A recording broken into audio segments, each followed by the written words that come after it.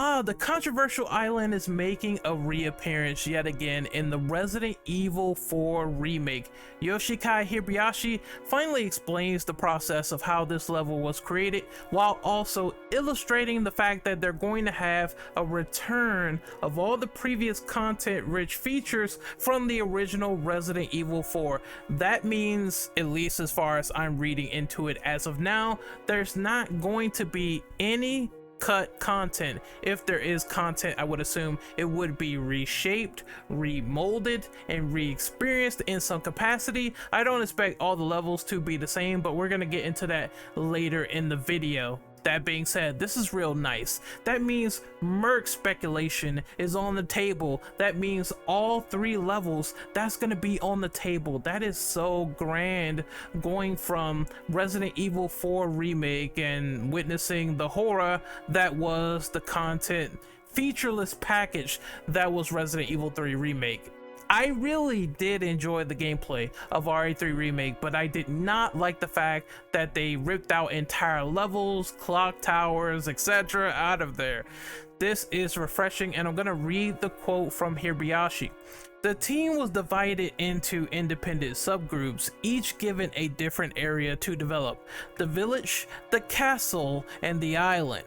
These teams worked separately before their work was brought together to see how each overhaul element worked with the others to create a holistic experience. Our approach was quite granular, Hibayashi explains. Rather than saying, oh, this is a bit that we struggled to make in the original due to technological limitations that we can now perfect, we took 100 individual small elements that make up the original gameplay experience and remade and polished those building blocks. I guess the first question that we'll touch base on here that makes the most sense is, why is the island so divisive in Resident Evil 4? If I were to gauge an opinion on this and sort of state why this is the case, why will people rate the island low compared to the other elements in the game, especially the high point like the village? I just think that the island is the section where Resident Evil 4 really turns it up into the action territory. Of course, it started off as that, like you could do suplexes and kicks to enemy ganado, and you had ammo that you could pick up off the ground when their mortal coil ceased to be after Leon decided to careen their head in. It's just the point of the game where you start to see turret sections and giant people with machine guns, JJs all over the place, people shooting arrows, and everything really started to culminate into the enemies have guns trope. Therefore, the survival horror elements, the horror elements that were established bit by bit, was taken away. That's not to say that the island didn't have scary moments. It didn't have moments that would make you creep, like the regenerator monsters that you see in the labs. It was just full of enemy encounters left and right, just you dealing with the odds. In the giant section with Mike, where it's a helicopter that's assisting you, shooting all the enemies to pieces. This is when they really went into the action mold, and of course other Resident Evil games are basically the island section times 10 when you play Resident Evil 6. This is why people don't like it as much. They prefer that slow, creepy dread of the village, or they might even like the castle a little bit, even though I thought that the castle itself dragged. But this was the point in the game where you had to go a long way and find Ashley in this entire militaristic complex, and it didn't really mesh with the vibe anymore. It was just throwing balls to the wall, let's see what we could do, all out battles. And while there is epic moments, like you get to fight Krauser with a fucking knife, it is so amazing, and you fight Krauser again, and his boss battle is just awesome. As I said before, and I'll say it again, there's always distinctive rooms for improvement to be made when you're remaking a project, and we must ask ourselves the question, should they have cut out the island, maybe cut their losses if it was too big of a deal, or if it was simply just there and not a lot of people liked it? And I think the answer is a resounding no. We've had situations in remakes before where they cut something out that was pretty terrible, and honestly it wasn't the worst deal in the world, or they enhanced something that worked to the game's benefit. I always will say, despite everyone taking a giant dump on Resident Evil 3 Remake, you know, sometimes myself included, I will give credit, I will give brownie points where it's due. The original dodge system in the original game sucked. I didn't like it. I thought it was counterintuitive. There's some people that wrap their head around it. Personally, for me, I couldn't do it. They fixed it in the remake to be one button, and it just seemed to flow right. It was great to counterattack and roll out of the way with ease, and they made it simplified. That was perfect, that was modernized, and I did not mind that change at all. That fixed the dodge mechanic immensely when I couldn't wrap my head around it the first time.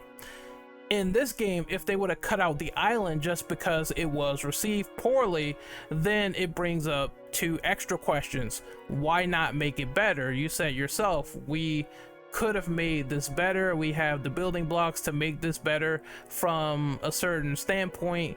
We could go back and fix some things and clean some things up, and if they're doing that distinctive polish, why not do that for the island? And I think that's what they're going to do. They're going to fix it up to be better than what it usually was. If they would have cut it, then let's go to question B.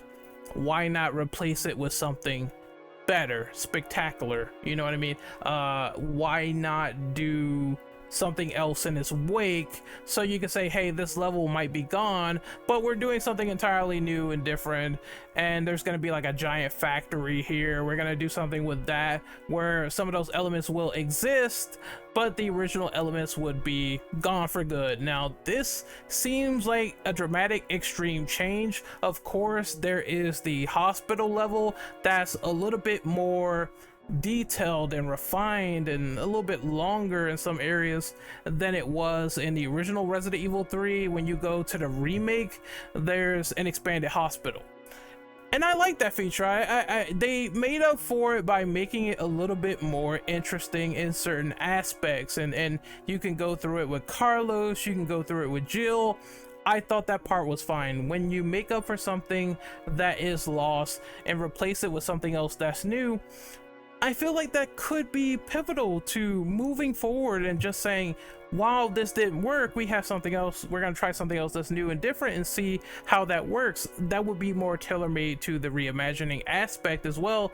If you make an entirely new level in the process that wasn't there, wrap some lore around it if you're going to make it vastly different. And I think people would still appreciate it, and they wouldn't say, hey, it's totally cut content. We just re-rolled it and made it into something new that might please you, that might appease you, that might surprise you, because you don't have the muscle memory of the original going into this new level if they decided to cut out the entirety of the island. I'm glad they're not cutting it though.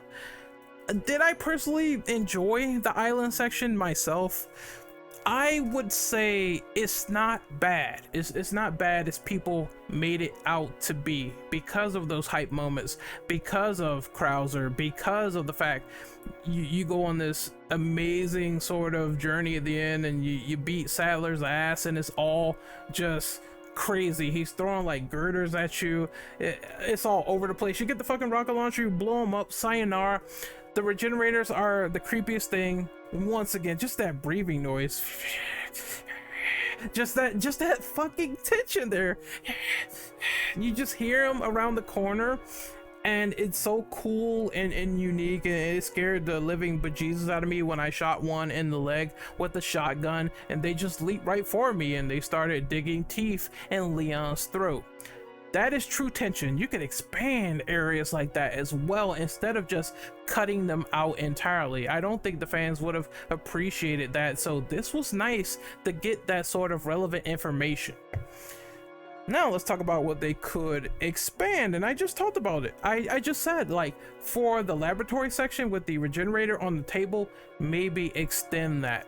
one thing I would like to see is the fact that instead of having the same generic regenerator model, the big tall gray motherfucker that chases you around, why not have different models? When we saw in the freezer section of Resident Evil 4 OG, we saw different types of regenerators either split open or torn apart.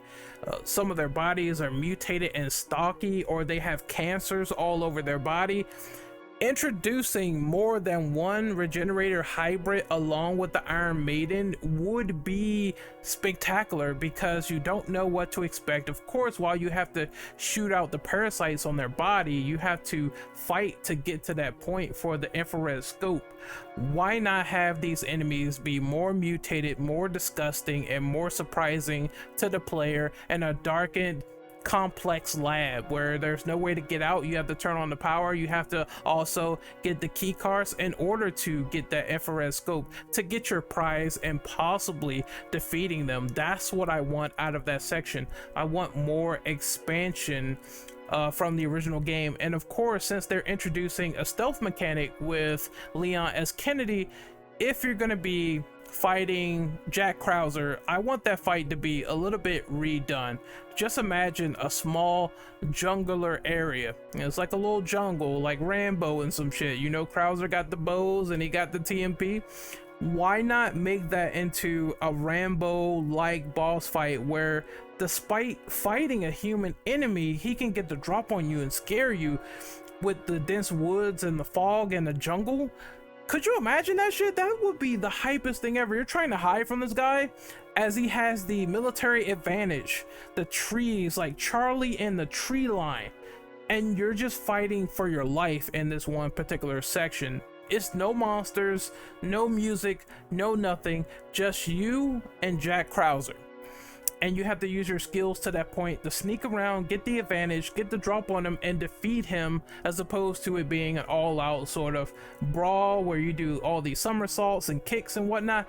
Make it more grounded. Make the knife fight a little bit more gruesome and bloodier if there's going to be like no traditional QTEs in the cutscenes. That's what I want to see. I want to see 100% violence in this fight, where it's not just about comrades or ex-comrades anymore. It's fighting for your life. The last thing that I want for the island is strengthening the characterization and the motives there and making the entire situation dire, because this is the last stretch of the game. It should feel like it's almost a life or death situation. Everyone's like really pressing to get their motives complete at this point.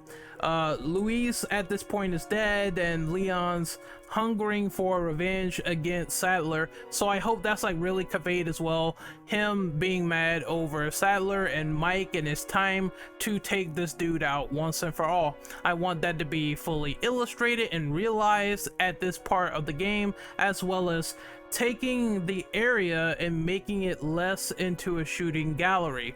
There's turrets and guns and all that stuff all over. Why not reinvent that and say, hey, we're not going to go in that direction. Instead, what we're going to do is we're going to take the stealth mechanic that we made and sneak around the island. You can make a story behind that, saying there's these failed experiments, and while the Ganado are protecting the island, they're also fighting against all of these BOWs that have been unleashed, and it's up to you to either go in guns blazing or fight the BOWs that are unleashed along with the Ganado patrolling and guarding Ashley.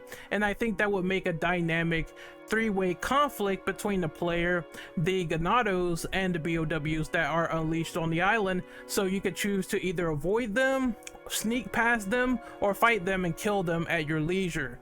That would be great. The Last of Us fucking Left Behind, it does that no problem with the infected and the other enemies as well, the hunters around the area, and you the player are observing what's going on. Three-way conflict would be an amazing way to do this segment without worrying about gun turrets blasting, enemies with rocket launchers, grenades blowing up, dynamite, robots on the ground. It's a time and a place for all this action.